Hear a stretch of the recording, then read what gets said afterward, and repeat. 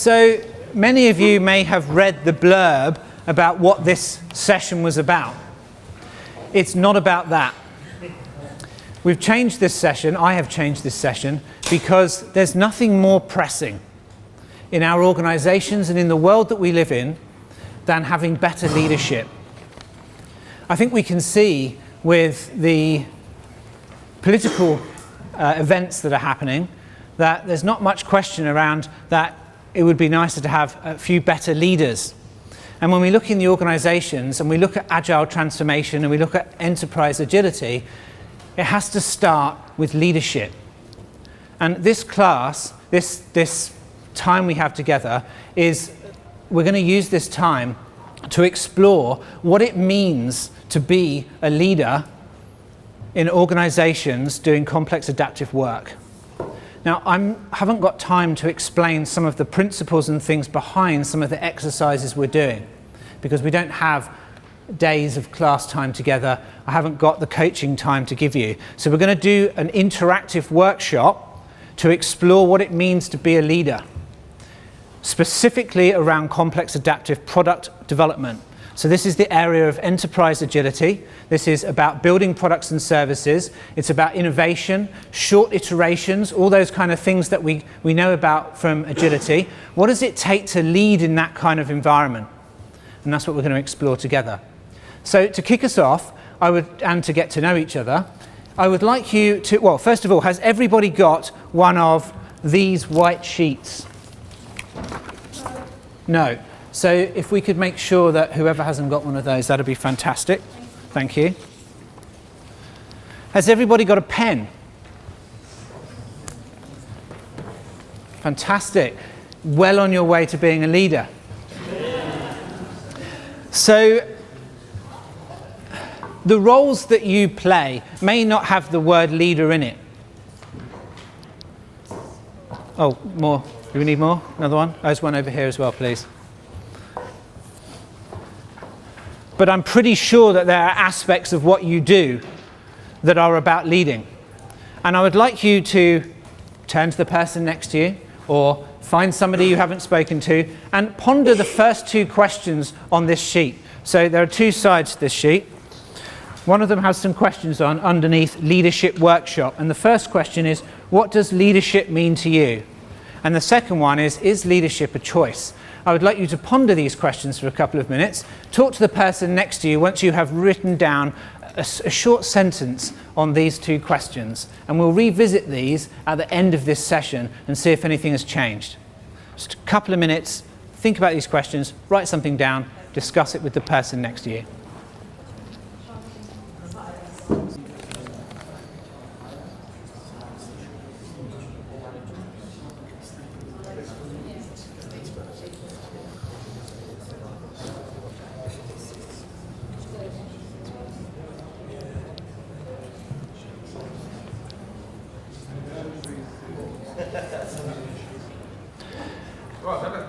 So we've had a little chat about what leadership means to us. I would like you, if you would, I'd invite you please, to stand up, find someone else and continue on the conversation for another 2 minutes. Share what you've already learned and see if you can learn something else from someone else, somewhere else in the room, just for a couple of minutes. Cheers.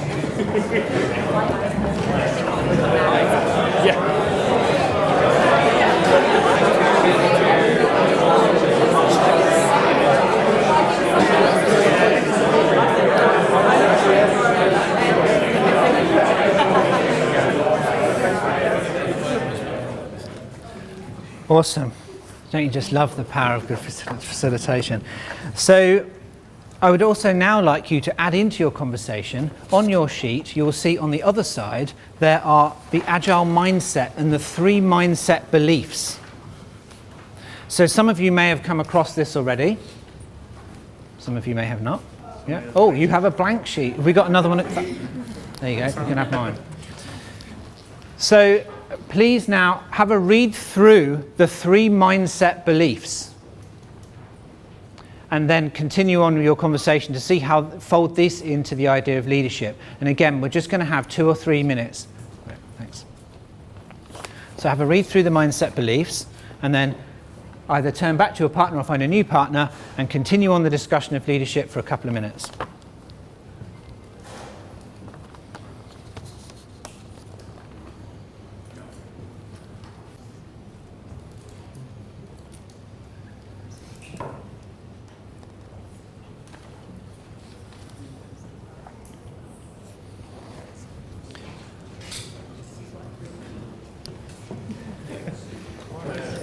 Okay, so I'm not going to explain the mindset beliefs to you because this is not a class where we're teaching this, but we're going to experience these. We're going to spend the rest of our time experiencing through these 3 different mindset beliefs. And as a very famous gentleman said this morning, it's not about the mindset so much as a state of mind. So we're going to take these mindset beliefs and we're going to embody these and see how this changes our state of mind. So the first exercise I would like you to... Has anyone heard of the core protocols? Not many people. Okay, so in that case, I'm going to tell you about one of the core protocols. One of the core protocols is the right to pass. So if you don't want to join into any of these exercises, we are all adults. You don't have to join in. And part of the protocol is that no one is going to try and convince you. So if you don't want to join in, then just sit at the side, and that's absolutely fine. If you do want to join in, then I shall tell you the instructions. So for this next exercise, we're going to do a brief walk through a state of mind. Now, bear in mind, this is all about leadership.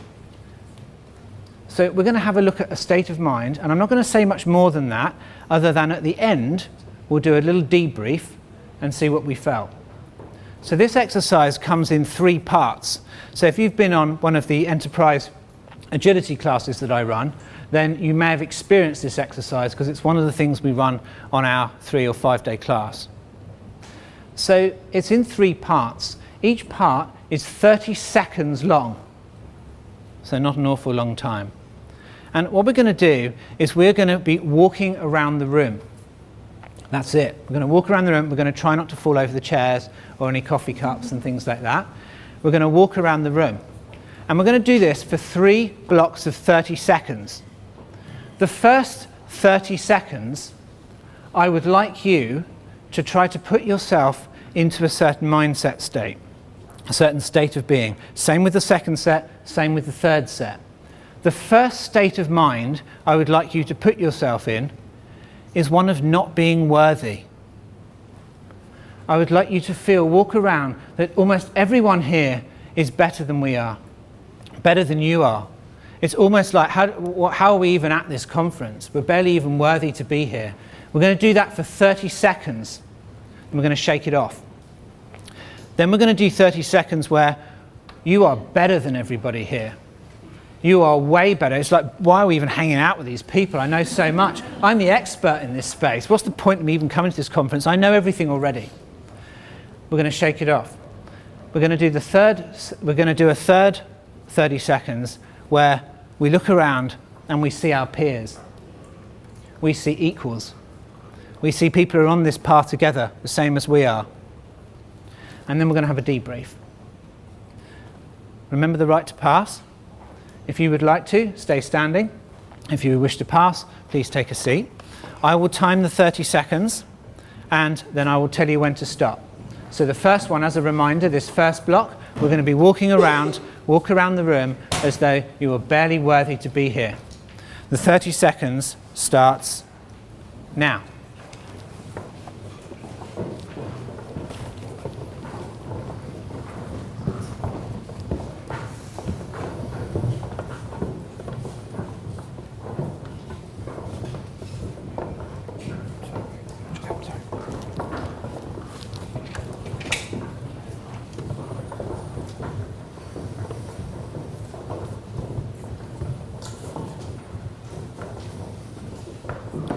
Okay, that's 30 seconds. How 30 seconds goes so fast. Shake that off. Come back into the room. You are who you are. We're now going to do 30 seconds more. You are better than everybody else here. Why are we even bothering with this stuff? We know this stuff already. Why are we even here? Why are we even listening to me? You are better than everyone here. 30 seconds starts now.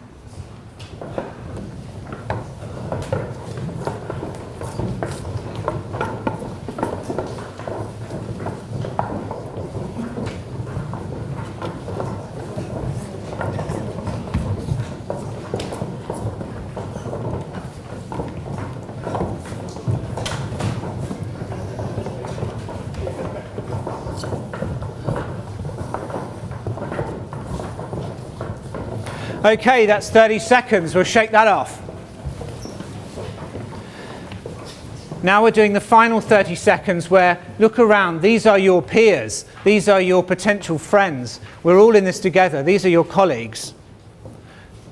30 seconds starts now.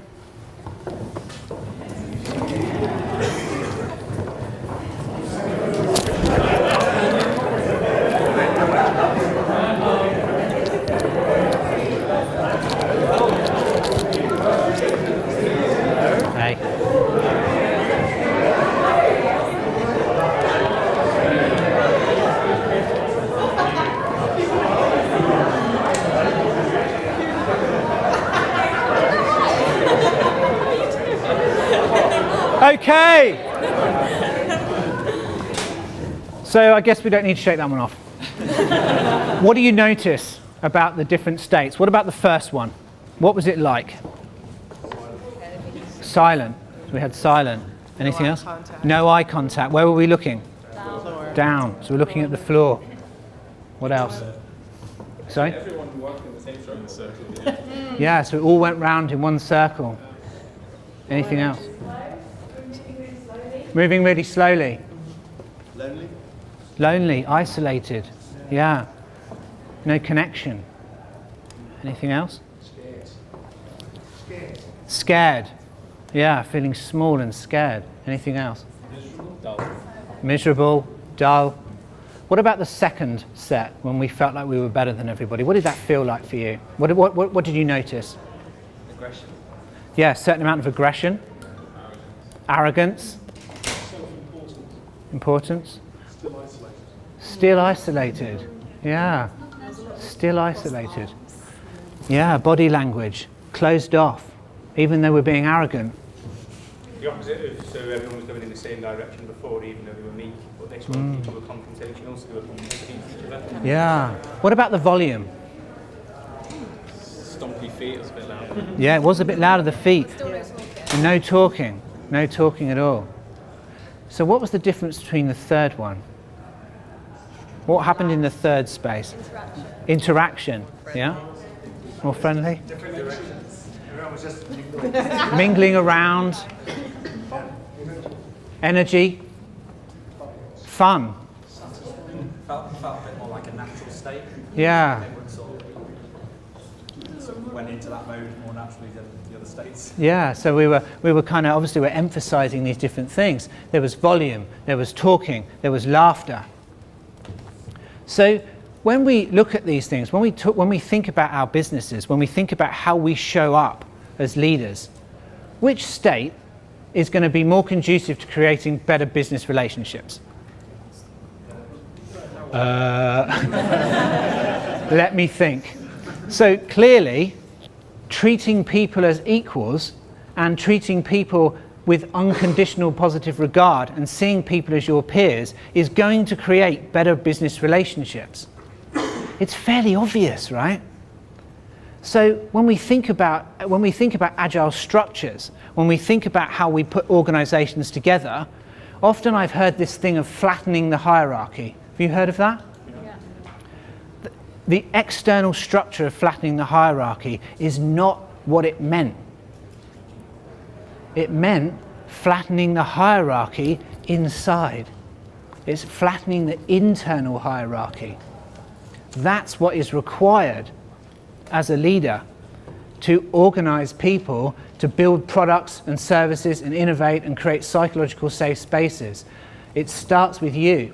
It's that removal of hierarchy inside. So this is what it means in the second people belief, to treat everybody with unconditional positive regard. It's not a nicety. It's not a hippie tree-hugging thing. It is a necessity to create the business relationships that you need to be successful. That's what we need to cultivate in ourselves. And it's really easy. So we're going to do a little exercise in ourselves now. So I would like us just to just stand normally, right? Have a feeling of what's going on. Have a look down and put your feet about parallel width apart. And relax the body. Look down between your feet and just relax the shoulders. Now imagine yourself being stretched up. Extend your spine and bring your head up so that your shoulders still remain in the same place. We're trying to stack our body so that we use minimal effort, and then breathe. Breathe out longer than you're breathing in. We're all wired the same way. Our breath and our body are related. If you breathe out longer than you breathe in, our body changes the way our neurology inside, and we relax. We remove the stress. When we remove the stress, we can treat people as equals. Anyone can do this at any moment.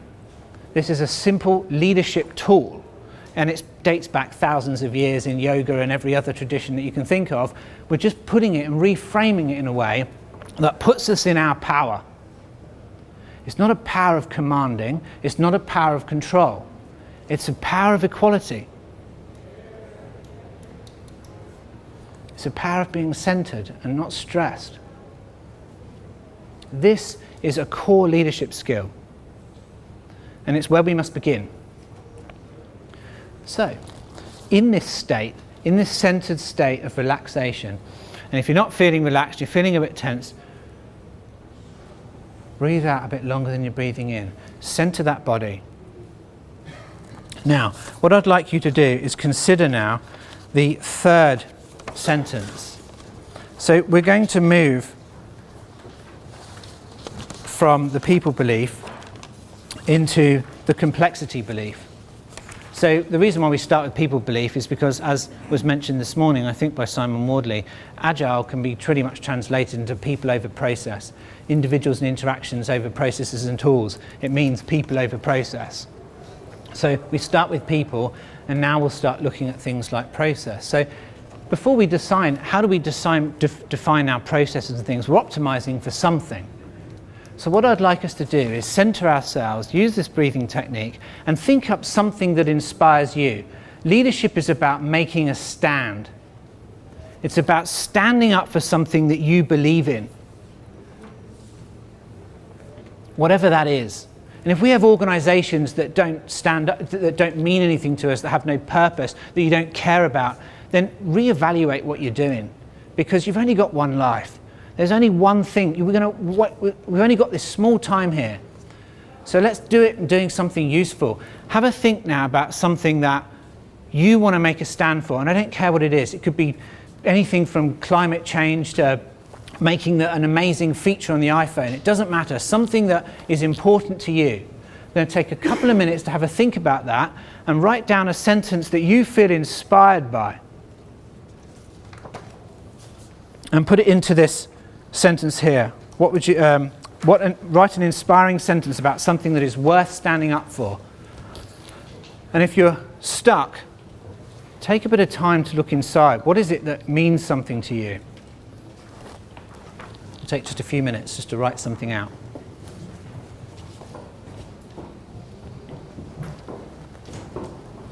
When you have done this, I would like you to consider which people, who is needed to help you take one step towards that vision, towards that thing you want to make a stand on.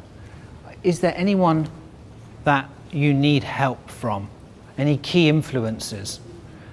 If there are, and normally there are, as a leader, normally we are leading, we are asking people to come and help us with this. Have a think who those might be, and write down, we're not going to be sharing this, so you don't have to worry about speaking this out, so it's confidential. Write down, who would you need, what key influences would you need to help you take one step towards your vision?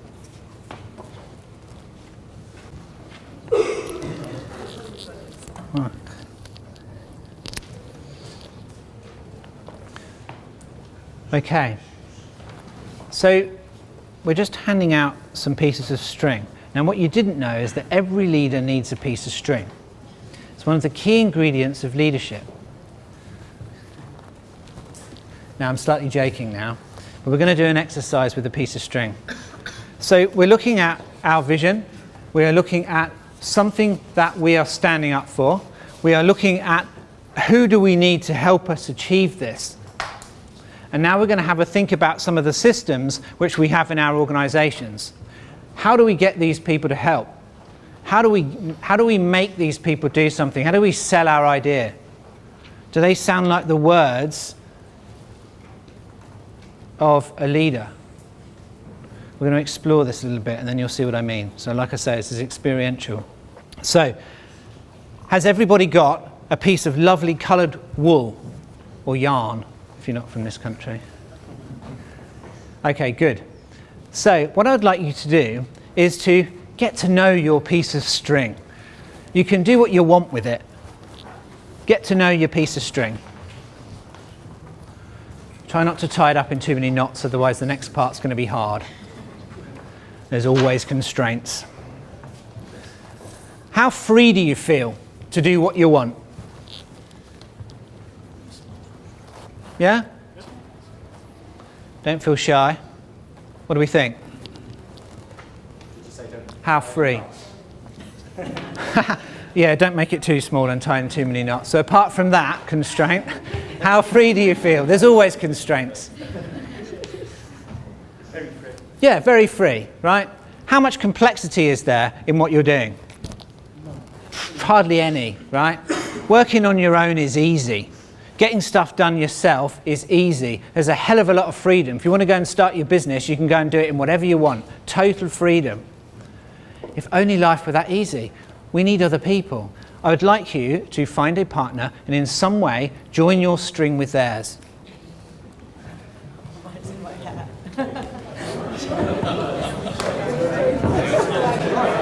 If you find your odd one out, find a pair, join with them.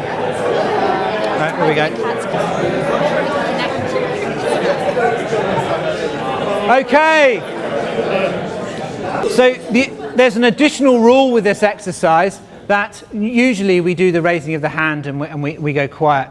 As we go on, you're going to have less ability to raise your hand. So please, rather than me shouting at you, which is no fun for you and no fun for me, if I do raise my hand, could you, if you wouldn't mind stopping talking, you don't have to raise your hand, just so that I can gain back the attention so that we can carry on with the next part. So how free do you feel now? Yeah? Pretty free. We can work it out. Yeah? We can work it out. Yeah. So we're still pretty free, right? What about the complexity level? Pretty low. Pretty low. It's a bit more complex. If we look around, we'll see different shapes, completely different shapes, right? Different people are doing different things. We've got a 3 here. We've got things tied together in a long line. We've got things looped together. We have a little bit more complexity. There is more option for complexity, which means there's a little bit less freedom. Now I would like your pair to join with another pair.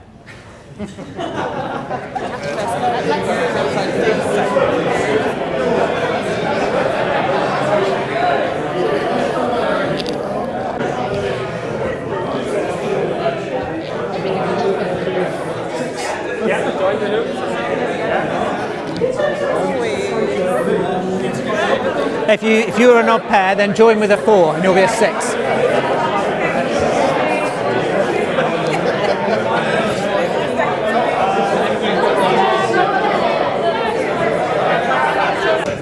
Okay, so I asked the same question again. What about complexity? It's gone up, right? How much is your freedom now? Gone down, right? Natural phenomena, okay? So, you know what I'm going to say? Find another group, join your thing together.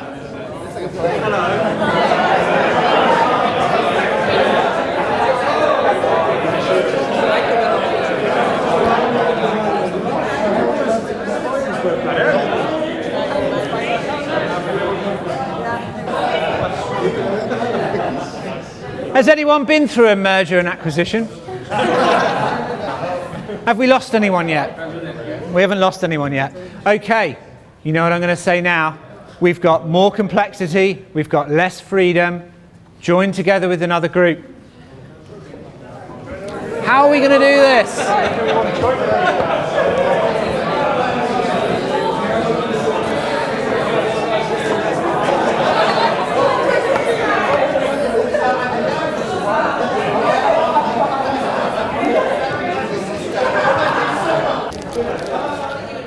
Okay.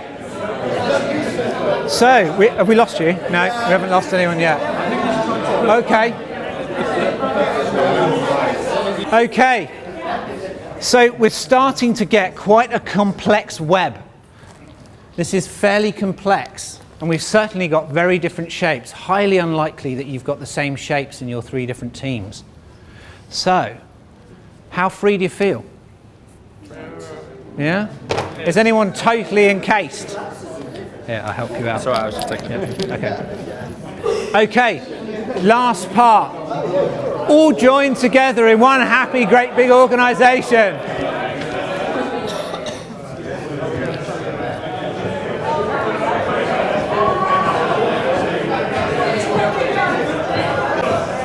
Have we lost anyone yet? Anyone forced out? Anyone gone? Okay, fantastic. We've lost some people. Oh look! Oh look! We seem to have lost people. Isn't it funny how people get lost in the system? We lose people along the way. Now, so we are in a big organisation with lots of tangles, lots of stuff going on. But what do organisations do? You've got to do some work, right? We didn't think we were coming here to play.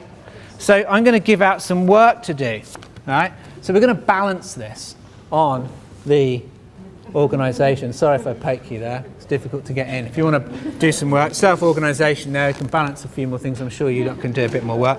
Seems like there's some slacking going on over here. Some bit more work. As we know, every organisation has to be completely optimised so that everybody is completely busy.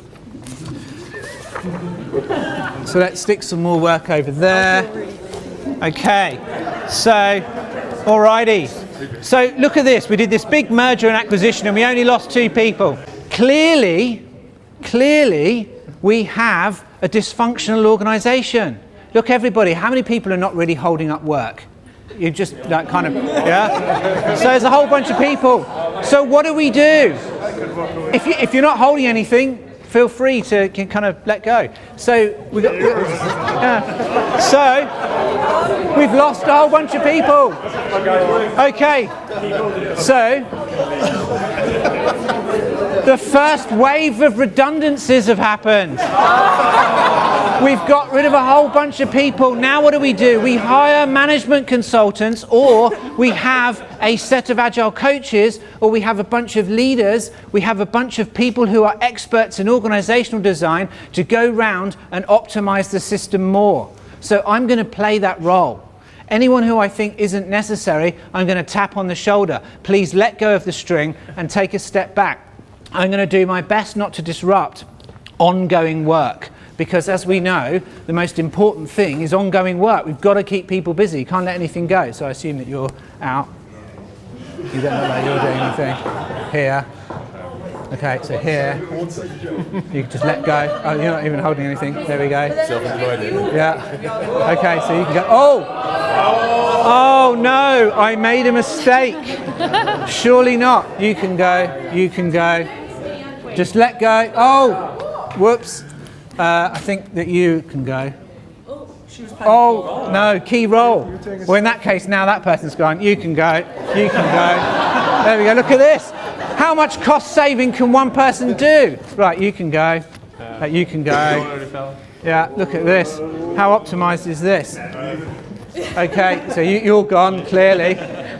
If you would like to drop your piece of string, I think you lot can go. It's a whole department here axed. Okay, so what more? Oh yeah, so I reckon, okay, we're down to a core. Cost cutting at its best. Best way to cost cut? What happens if we keep cost cutting? What's the natural outcome of continual cost cutting? No work. Close business. Best way to cut all costs? Shut the business, right? What have we ended up with? Okay, thank you very much. Feel free to drop that, pick it up, whatever. So you're taking that home, lad?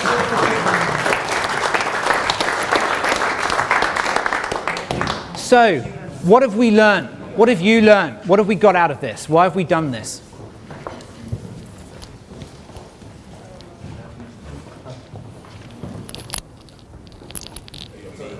Yes. Shows how companies don't just spring up instantly, they evolve over a period of time are not always aligned with value, so you get hugely complex interactions, Yeah. which are unsustainable. Absolutely, we get these big complex systems. What else? Treat everyone the same. Yeah. So there's definitely this equality here. It's like, you know, how can we tell the complexity of the work is so difficult? How can we treat one person more than another? I think there's this aspect of being curious about how it actually looks. Do you actually know what the complexity is, or do you only see that little piece that is your string? Yeah, so having a curiosity about what it is, understanding the system. Incidentally, if we think about an organisation, these strings, these relationship ties, are invisible. So in this game, we could see them. In our organisations, they're completely invisible. Is there anything else? Grows rapidly. Yeah, we had a very rapid growth there, didn't we? You're not independent of what's going on. So the moment you interact, the whole thing changes. Yeah. So the interaction of this, especially me as an expert coming round. And did I get it right? No. Consequence and cause and effect. Could I have ever understood that system? Especially if in a system that it changes and is dynamic. So what way could we do? Now let's go back to our leadership vision. Every company starts with a vision. Every thing that we do, every kind of motivation is manifest from some kind of imagination or vision. Someone somewhere thought that's a good idea, that'll help someone, that'll make me some money, that'll make someone else more convenient, something else. Someone started with a dream. So let's go back to our dreams. We want to invite people in. Yeah? So if we're in our organisations, we're in that big tangle, that's what we've got. So what would be a way instead of being that expert and telling people how to work? Because we know that organisational structure is so complex, the relationships and everything else, putting work together for product delivery with all of the different complexities there. If we come in as agile coaches, as leaders, as change agents, and we say, hey, we've got a dream, and then we go and we play that management consultant role, we make a mess. That's what I just did then. We made a mess. We screwed up the company. There was barely anyone left. So we can see something very rapidly happening here. If we go in and tell people, we lay frameworks over the top of people and tell them how to behave and how to work, we are literally hiring chess masters and treating them like chess pieces. Moving people around. This is what Agile meant by autonomy. It meant choosing the way of working. Now, who's best to understand that complexity? A bunch of senior managers, a bunch of Agile coaches, leaders, or the people in that tangle? But not everybody in that tangle can work on everything because they've got work to do. So it's natural for us to think and silo different people in different roles. So what we need is we need to create a container. Leaders create containers so that people are able to change the way that they work themselves based on the local complexity that they understand, but at the same time we need consistency so that we haven't got local silos. So I would like for us to go back to our vision. We saw those people that we need, our key influencers. So one method of leadership is to command and control. We can tell them what to do. We can tell them how they're going to help us on our vision. We can do a top-down vision and we can tell these people now that that's their vision. That's the equivalent of me tapping people on the shoulders. Okay, no one cares. Or we can ask them for help. We can inspire them. We can create an environment so that people can shine and go along with this vision. And if they don't like the vision and it's not part of it, they can co-create that vision with us. Or if they really don't want it, then are they really working in the right company? Right? So we need to co-create. So we're going to move on to the next piece of this exercise now. I would like you to, somewhere,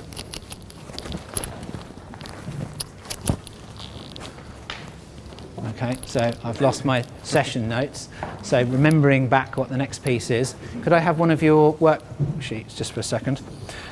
So what we're going to do now is we are going to ask for help. So as a leader, asking for help or as a manager, asking for help in our organisations is sometimes difficult. But we know we've got a big mess, we know we have a vision, we know we want people on board. The next step is to ask for help. Ah, fantastic, thank you. So what we're going to do is, on the back here, another thing is asking for help. This is another core protocol. There's a lot more to it than this, but I've condensed it to the absolute basic. I would like you to just read through this small asking for help here. It's about three sentences long. And I would like you to write down what you will say to those people that you need to make your stand.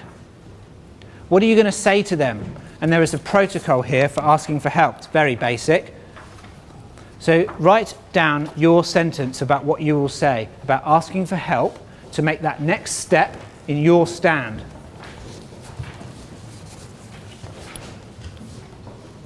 We'll do this for about 2 minutes.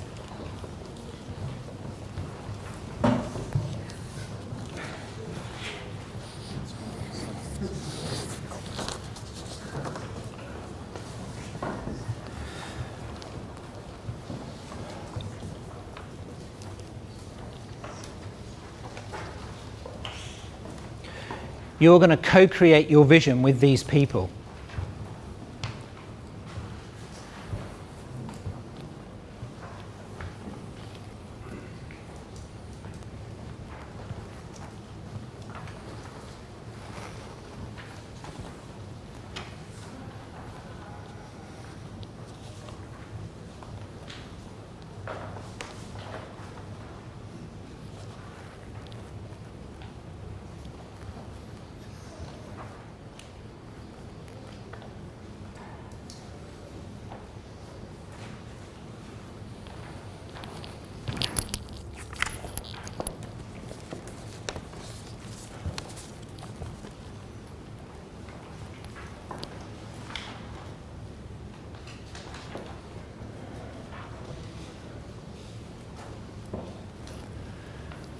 Okay.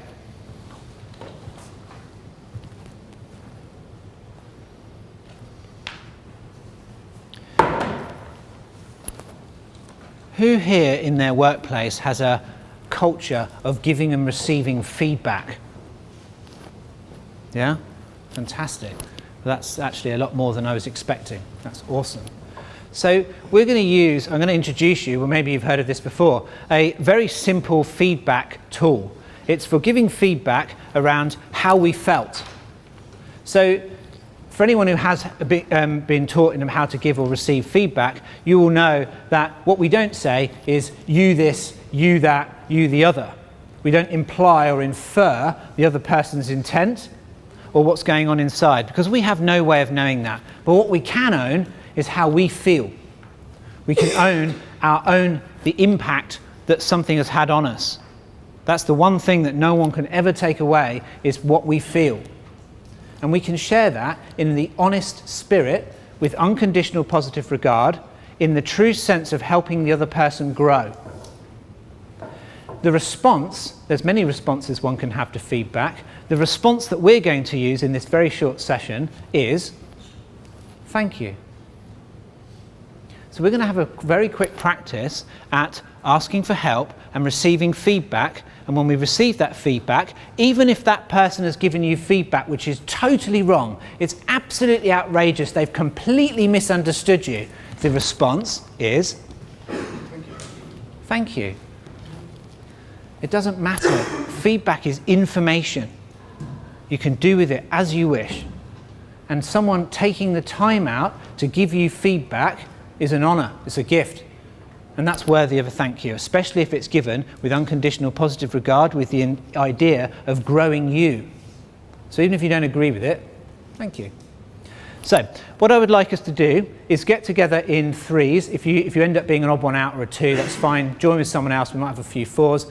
And I would like you to remember back to the exercise that we did where we walked around the room and we felt that space of being equal, where we looked and we remember that we're all friends and that we're peers. That's the space I'd like us to be in. And I would like you to get back into that centered space, and then I would like to practice asking for help. And then once you've asked for help, you're going to receive a little bit of feedback about not about the content. We don't care about the content. We don't care what you're asking for help on. It's about how they felt of whether you were delivering your feedback with equality, with unconditional positive regard, from a space of centered calmness. That's what we're feeding back on.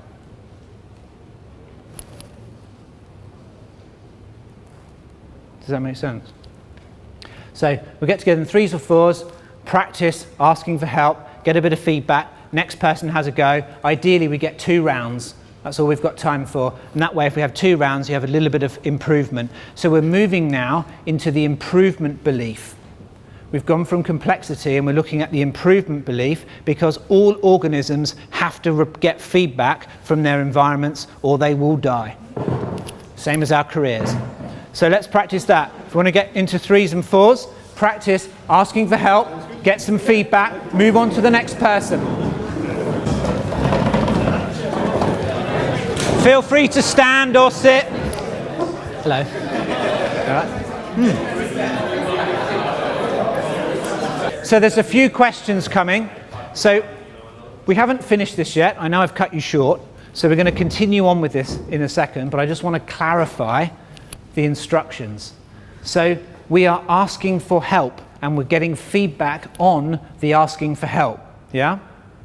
And we are trying to find that asking for help on that third state we found of equality. So, example, the first state, if it isn't too much trouble to ask, if it isn't too much bother, would it be possible, if it isn't too much bother, if I could possibly ask for your help, if that's okay?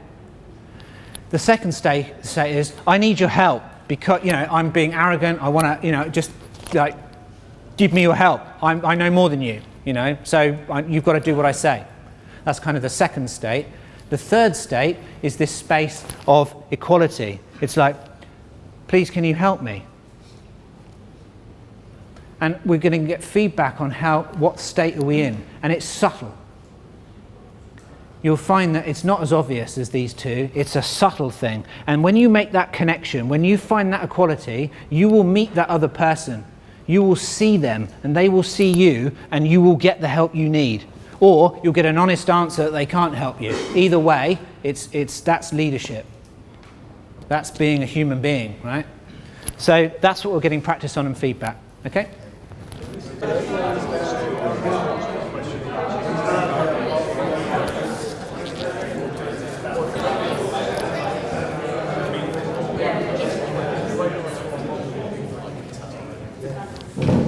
So giving and receiving feedback is quite hard, especially if we try to keep the you this or you said that or you did this out of it, and we try to always bring it back. So this little formula here, the SBI formula on the page here, the situation.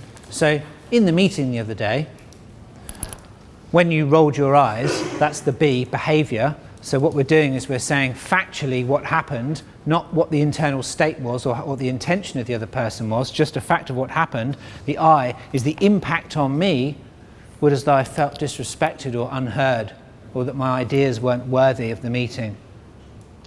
So we're not saying anything about the intent, it was just what happened. So when we give these feedbacks, this is a very clean way of being able to honestly give how we feel about something, so the other person can adapt and grow, so that they create an environment around themselves that fosters collaboration, innovation, and all those other things that are absolute prerequisites for us being able to do things, complex adaptive problems at scale. So we're going to do one last thing to finish off today, and that is to we're going to do this work we're just going to do on our own, just for like 1 or 2 minutes.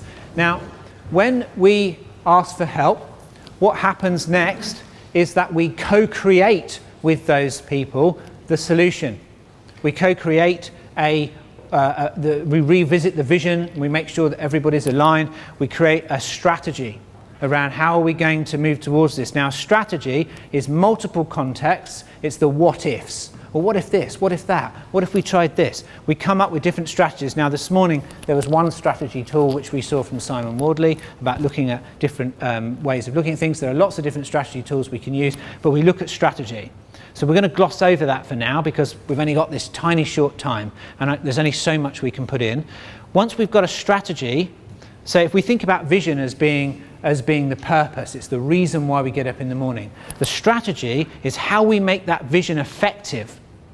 It's how we are effective, it's outcome based. The third level is how do we now implement this on a day-to-day? How do we become efficient? And for that, in complex adaptive world, where things change quickly and it's too complex to see, just like the network of strings, we use experiments. We hypothesize what our actions might do, and then we define tests to see whether that action actually did what we thought it did.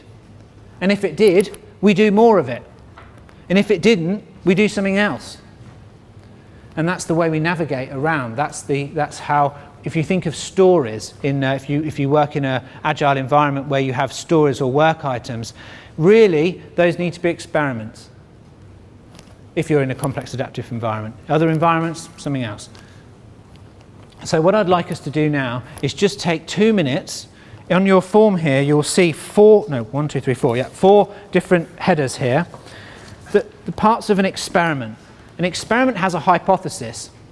I believe that if I do this, I'm going to get that. You don't know whether that's true or not. You don't know if you change that button to green, you're going to increase your sales by 5%. It might decrease them. You don't know. So the hypothesis is, if we do this, we're going to get that. The action is, what are we going to actually do? We believe that changing that button to green is going to do this. So the action in that case is simple. We change the button to green on a small number of servers and we see what happens. We measure that.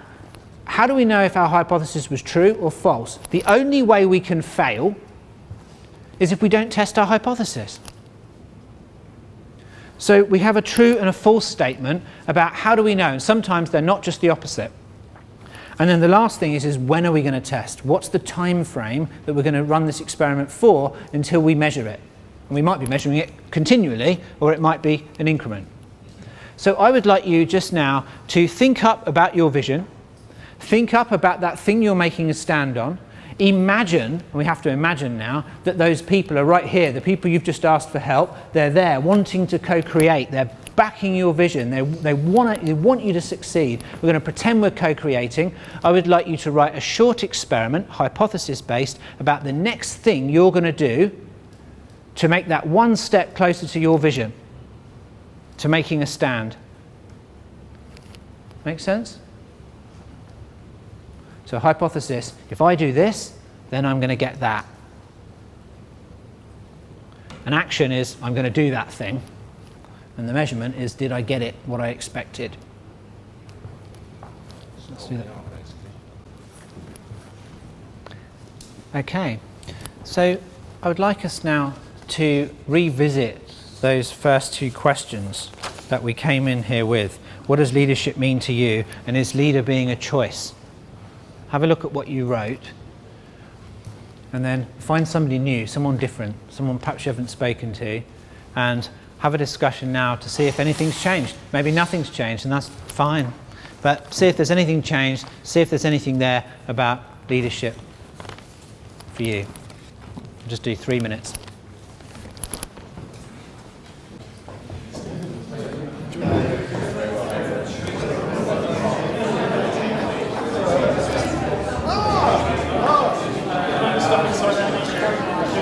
If you can't find a pair, join a 3.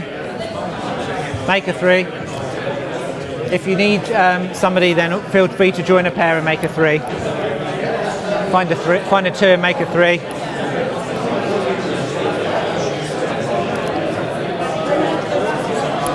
Here. Hello. Hi. Sorry.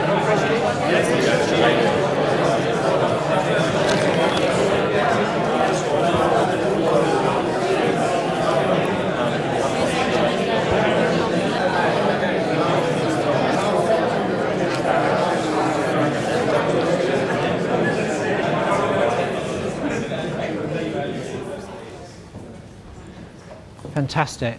Okay, so we've kind of coming to the end of our session. Is there one or two things that anyone would like to share? Anything they've learned, anything that is worth sharing, that you feel is worth sharing with the group that we would like to hear? Anything you've inspired you?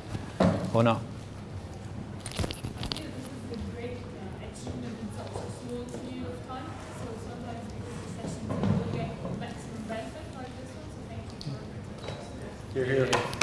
Thank you. Thank you. Awesome. Yeah. I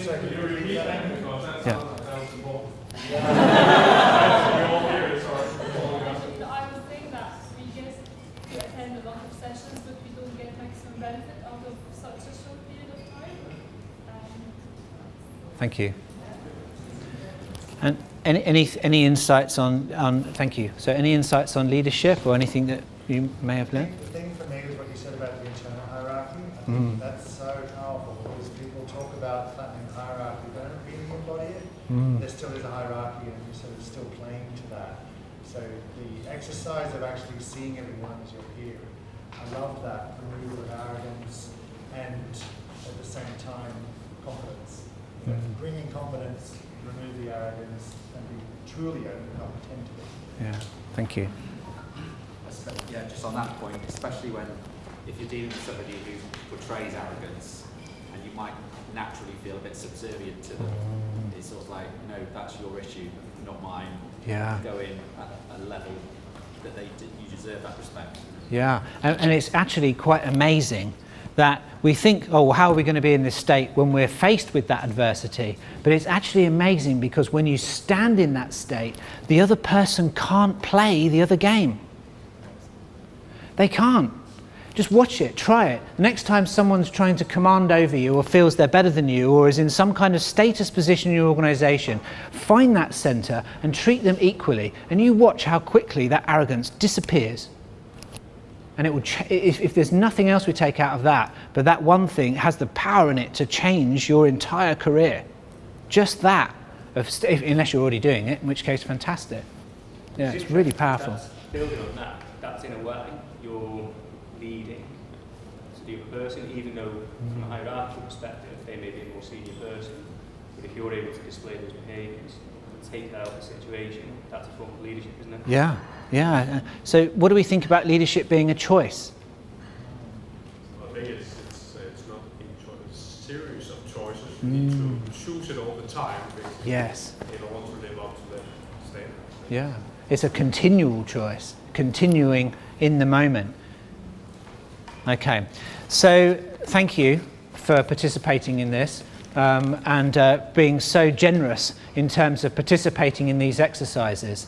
So these exercises have come from the work that we at AWA have been doing over the last 5 years with leadership in all different organizations, in different industries, in different countries across the world. And it's the same effect everywhere. It doesn't matter whether you come from South America, whether you're black, whether you're white, whether you're Chinese, whatever you are, whether you're a man, whether you're a woman, however old you are, we're all human beings and these things work on all of us. And it doesn't matter where you come from. Having that equal respect opens up people. It gives you the business relationships that you need to succeed. And that's where we are. So if you want to learn more on this, we do run we've just completed a 2-day leadership class where we go way more into this. We look at strategy, we look at structures, look at that. We also run an enterprise boot camp, which is 5 days, where we look at the entire enterprise, including organizational physical structures, different parts of the organization, and we dig deeper into this stuff. So you'd be more than welcome to explore those as well. We also run free meetups. We run them in London, we run them in different places, different countries in the world. We run them every month, and we have speakers from all over the world. They're always free. You can come and listen to inspiring people from all over the place. And we run those in London every month. So if you want to find out more, all of this stuff on here has various URLs and things depending on what you're interested in. We also coach in organizations and do private training and coaching of leadership at all levels. Teams, leaders as well, and we come in and we run these and we frame them in a way that makes sense in the organization, so it's not this weird hippie stuff. This stuff is important and we frame it in a way that people understand so that people can utilize this and unlock that potential. So thank you very much for being here. It's been an absolute pleasure being with all of you, and it's really great to see some familiar faces and also some faces that I've not seen before, so thank you.